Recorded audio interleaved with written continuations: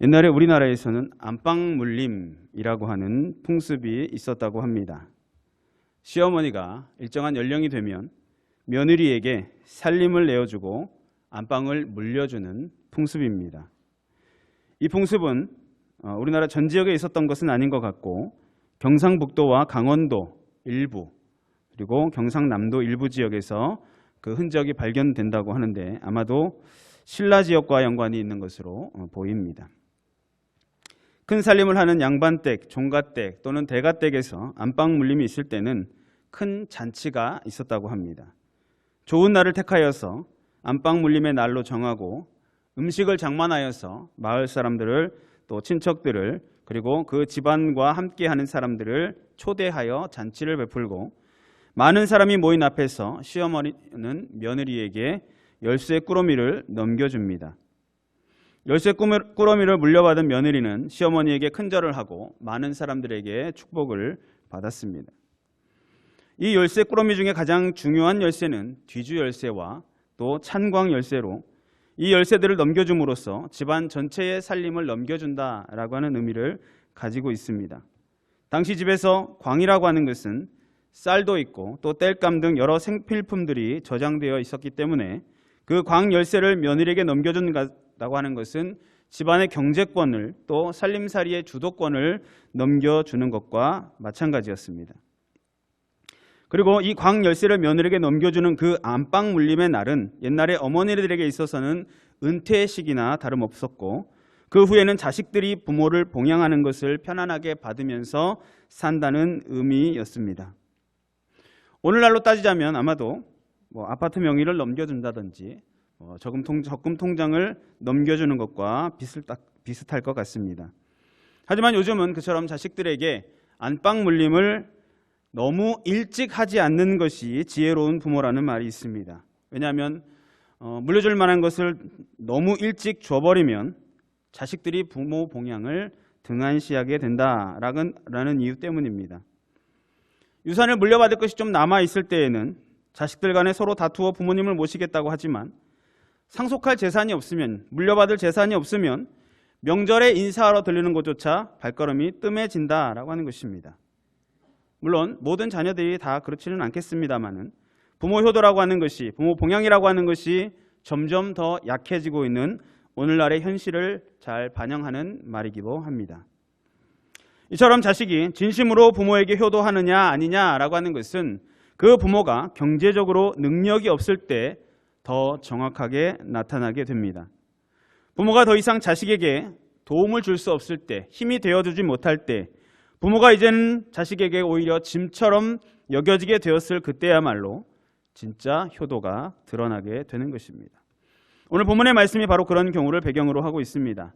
자기 어머니가 과부가 된 경우 의지할 남편을 잃고 경제적 자립 능력이 전혀 없게 되었을 때에 그런 어머니를 향한 자식들의 효도가 어떻게 나타나야 하는지를 가르쳐 주고 있습니다.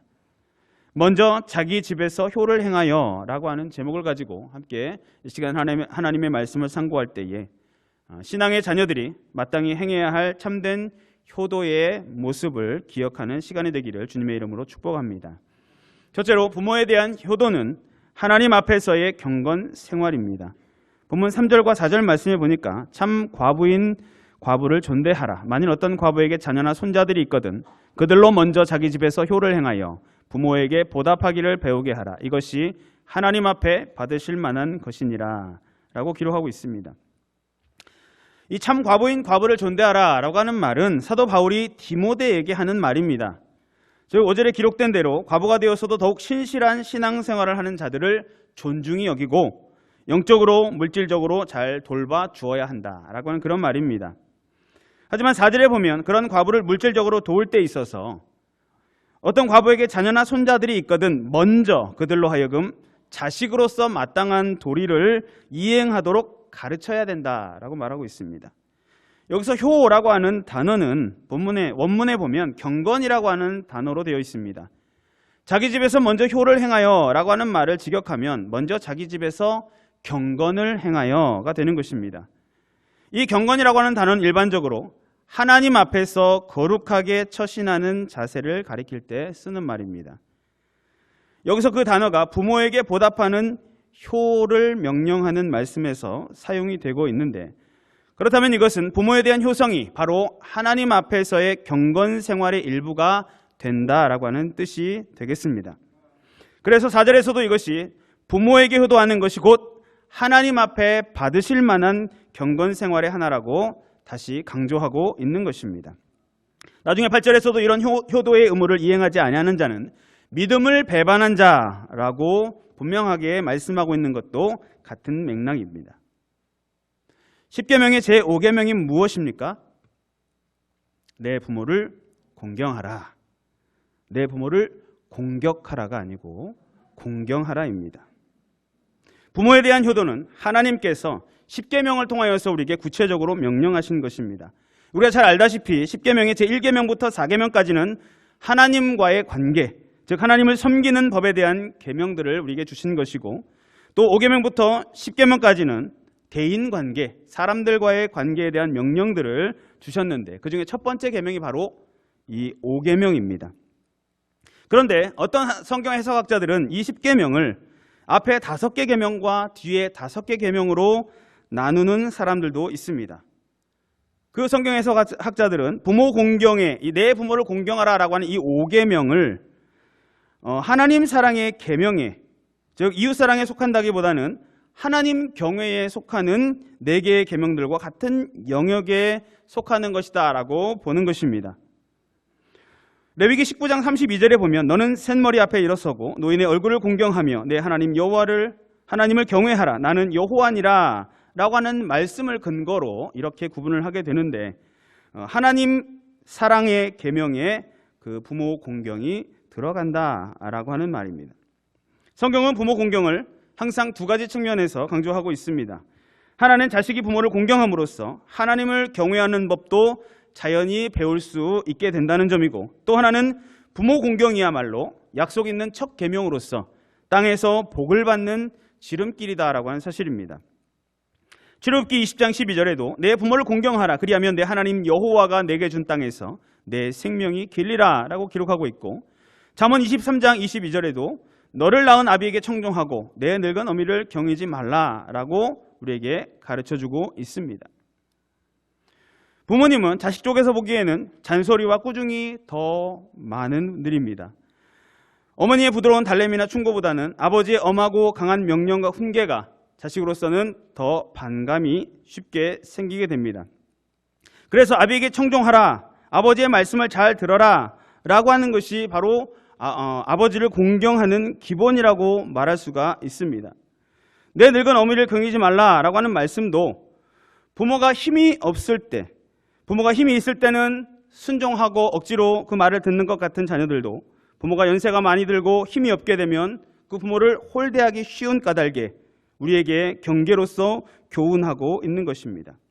이미 연로하시고 힘이 없으신 우리의 부모님들을 조금이라도 경히 여기지 않고 잘 모실 줄 아느냐 모르느냐 하는 것이 바로 진짜 부모 공경이라고 하는 말씀입니다. 사람은 누구나 다 자신을 스스로 남의 밑에 두기를 싫어합니다.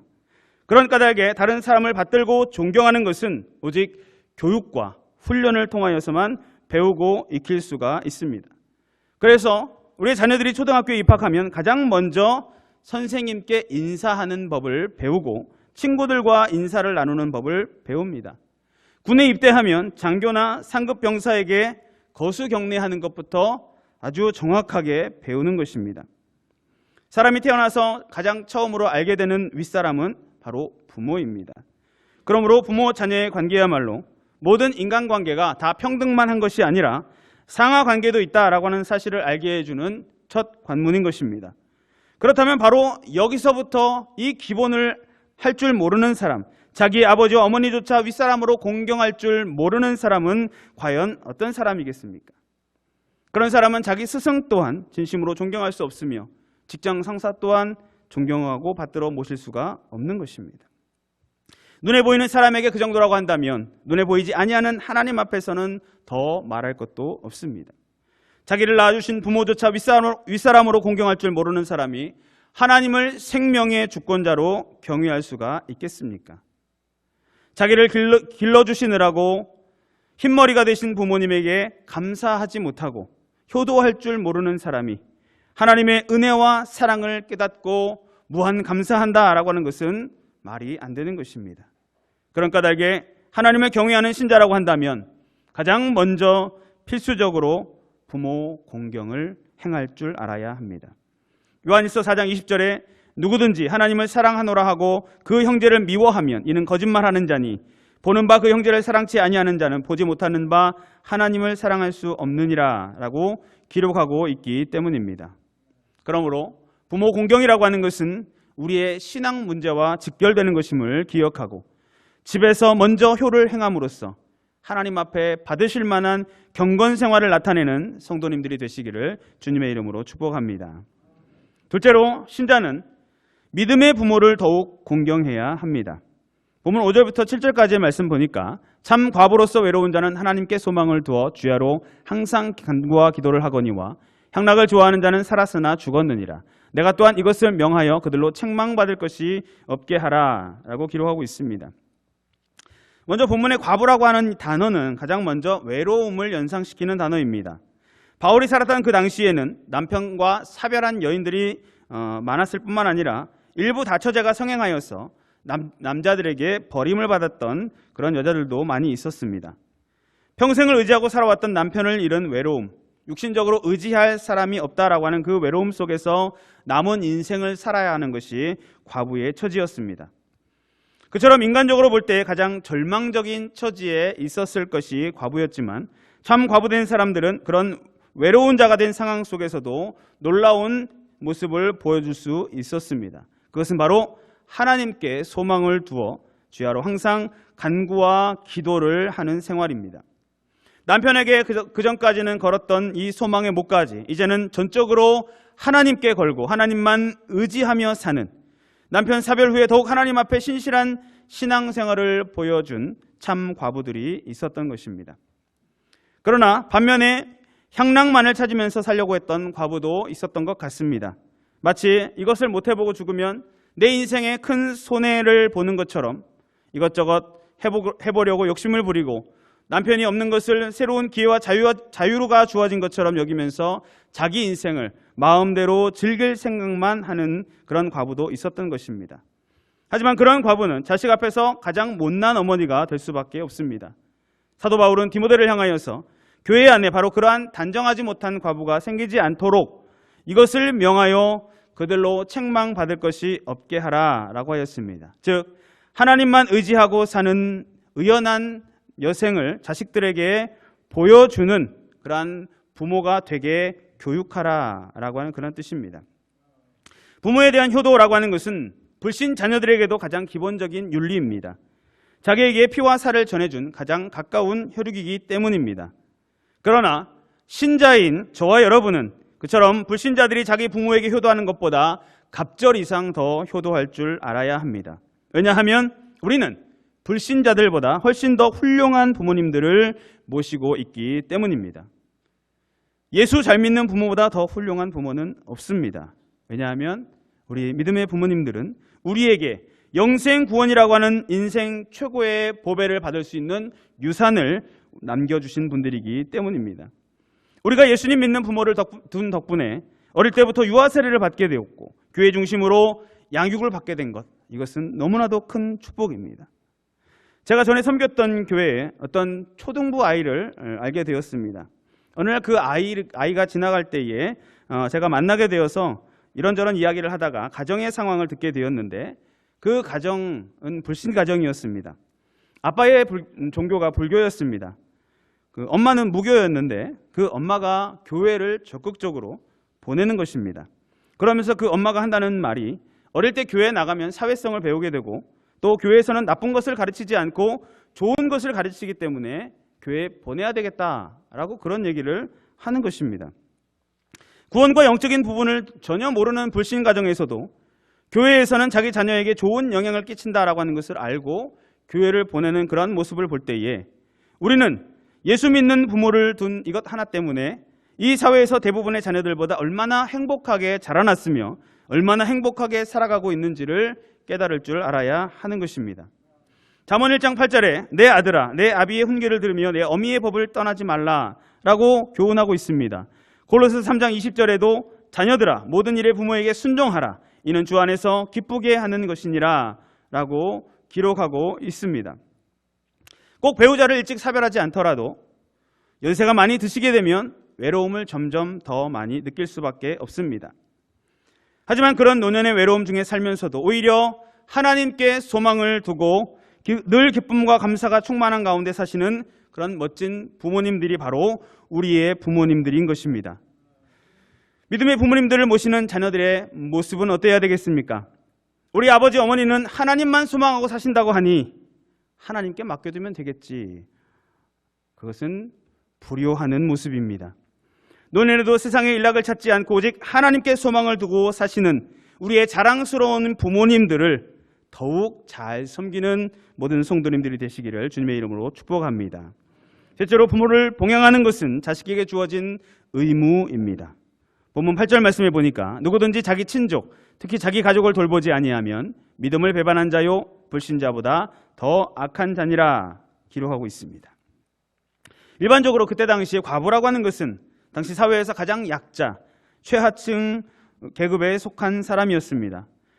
구약시대부터 과부는 고아와 함께 약함의 대명사요, 보호해야 할 대상이었으며 중요한 사회의 문제 중에 하나였습니다.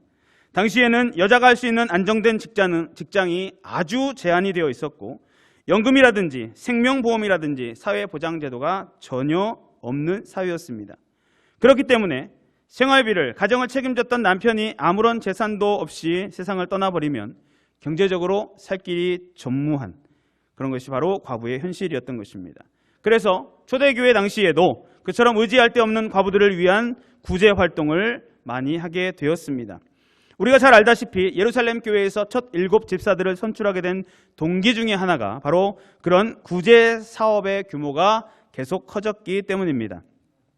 하지만 그러다 보니까 자식들 중에서 자신의 부모님을 돌보지 않는 사람들이 생기게 되었습니다. 자식들이 멀쩡히 있는데 과부가 된 자기 어머니의 생계를 교회에 완전히 떠맡기고 자기들은 전혀 돌보지 아니하는 그런 불효자들이 교인들 중에도 생겨나게 되었던 것입니다. 그래서 사도 바울은 이 본문 말씀을 통하여서 디모데에게 그 어떤 경우에도 자기 친족과 자기 가족의 생계는 혈통적으로 가장 가까운 가족에게 제1의 책임이 있다고 강조하고 있는 것입니다. 4절에서 먼저 자기 집에서 효를 행하여 라고 하는 말에도 이것은 자식이 부모를 먼저 공양하는 것이 마땅하다라고 하는 뜻으로 교회에 누를 끼치지 말아야 된다라고 하는 뜻을 내포하고 있습니다. 5장 16절에서도 보면 만일 믿는 여자에게 과부 친척이 있거든 자기가 도와주고 교회로 짐지지 말게 하라 라고 하는 말에서도 그 뜻을 우리가 찾아볼 수 있습니다. 그리고 4절에 다시 보면 그런 효도의 의무는 자녀뿐만 아니라 손자들에게까지 있다라고 했습니다. 즉 직계 자녀가 없고 손자들만 있는 경우에도 그 손자들이 자기 할머니를 자식이 그 어머니에게 하듯이 봉양할 의무가 있다라고 한 것입니다. 그러면서 4절은 계속해서 부모에게 보답하기를 배우게 하라라고 말씀하고 있습니다. 부모를 물질적으로 봉양하는 것은 부모가 경제적으로 어렵게 되었기 때문에 어쩔 수 없이 주어진 의무가 아니라 애당초 처음부터 부모에게 받은 사랑의 빚이 한이 없기 때문에 자식으로서는 당연히 해야 할 보답의 행위라고 하는 것입니다.